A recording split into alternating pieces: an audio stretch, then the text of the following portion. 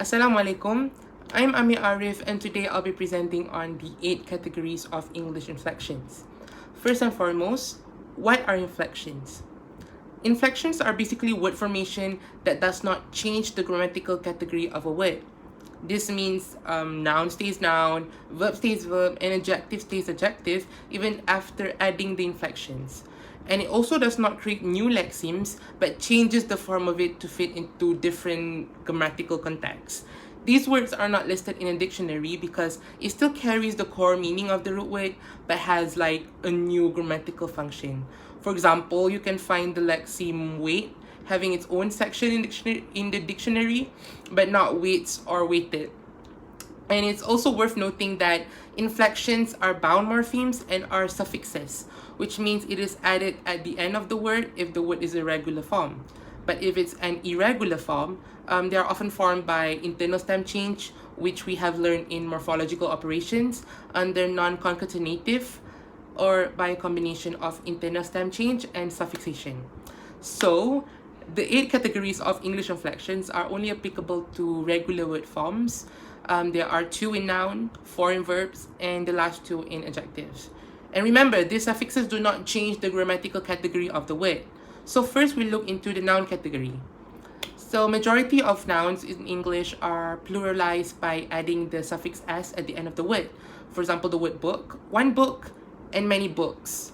But for a word that ends with ch, sh, double s, s, x, and z, the suffix added is es, like a dress and many dresses, box and many boxes. So the suffix s or es at the end is the first inflection category. So do you notice that the word book is still a noun even in its plural form? So okay, for the next one is to signal possession, we add the suffix s with an apostrophe before or after depending on the subject. If the subject is singular, then the apostrophe must come before the letter s. For example, a boy has a book, so it is referred to as the boy's book with the apostrophe before the letter s. But if it's plural, then it's the opposite. For example, many students' books are wet with the apostrophe mark after the s in the students. Student and the letter s apostrophe. The next 4 comes under verb. The third inflection is third person singular present tense. I know it's long. But if you're wondering what is third person, it is the pronoun he, she, it, and they. But for singular, they is excluded. Okay, for example, he likes to eat chicken. The suffix s at the word like is the inflection. The fourth inflection is present participle ing, which denotes that the action is still going on. For example, she is eating a hamburger. Eating is describing the girl and also denoting an action. So the suffix ing is the fourth inflection. The fifth inflection is for past tense. The inflectional suffix ed is used on verb. For example, he played video games yesterday.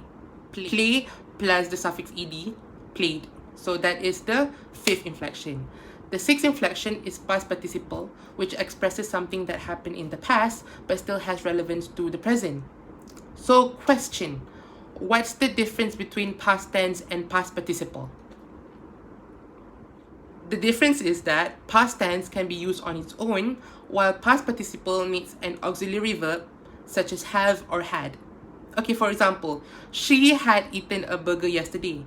The auxiliary had needs to accompany the verb eaten. Okay, so another question, is suffix en the only suffix that shows past participle? No, there are other suffixes like ed, d, t, or n that are also used for past participles depending on the word, because not all past participle uses the suffix en. And the last 2 inflections are adjectives and are also known as degrees of comparison. The degrees of comparison are indicated by their form in what degree of intensity the quality described by the adjective exists. The 7th inflection is the comparative degree, which uses the suffix er to compare the size of the 3 items there. I would say that the ball is bigger than the book, but smaller than the box.